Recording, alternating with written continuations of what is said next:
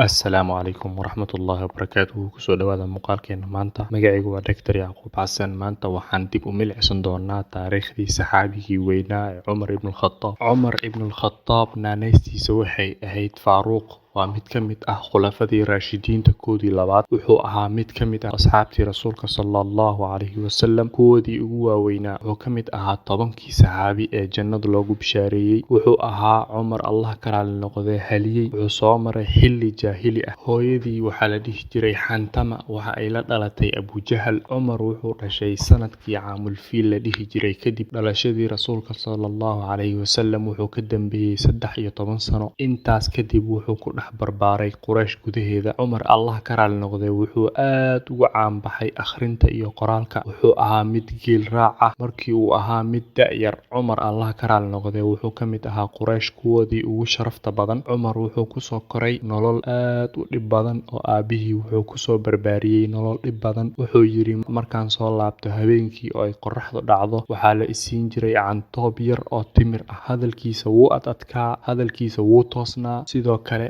ma ahayn qof yaqaana mujaamalada. Wuxuu soo islaamay sanadkii 6aad ee la soo saaray rasuulka sallallahu calayhi wasallam. Inta uusan soo islaaminna wuxuu ahaa mid islaamka ku adag oo aad islaamka ula dagaalama. Qofkii uu maqlo inuu islaamay gacan qaad ayuu ku samayn jiray ilaa gacantiisa ay ka daasho ayuu garaaci jiray. Wuxuu ahaa Cumar Allah ka raali noqdee saxaabi midabkiisa cadaan u badan yahay. Wuxuu ahaa abuurkiisa wejiga mid qurux Allah u dhaliyey subxaanahu wa tacaala, laakiin jirkiisa waxaa ka muuqday inuu ahaa nin adag oo tababar badan galay. wuxuu ahaa nin dheer oo bani aadam intuu dhirir leeyahay dhirir ku filan leh. Markii laga hadlayo awoodiisa, sida culammada ay inoo sheegeen, marka uu faraska fuulo in lugihiisa ay dhulka gaari jireen. Xagga hooyadii wuxuu kasoo jeedaa qabaa'ilkii Quraysh ugu waaweyneyd ee reer Bani Makhzuum. Cumar wuxuu fursad u helay inuu helo hub uu si fiican ugu tababarto maadaama reer abtiyaashiis ay ahaayeen raggii difaaci jiray Quraysh. Cumar Allah ka raali noqdee si guud wuxuu u guursaday 7 dumar ah. Caruurtiisa waxay ahaayeen 13 caruur ah oo 9 ka mid ay ahaayeen wiilal, 4 kalena waxay ahaayeen gabdho. Cumar Allah ka raali noqdee islaamka ka hor wuxuu ka mid ahaa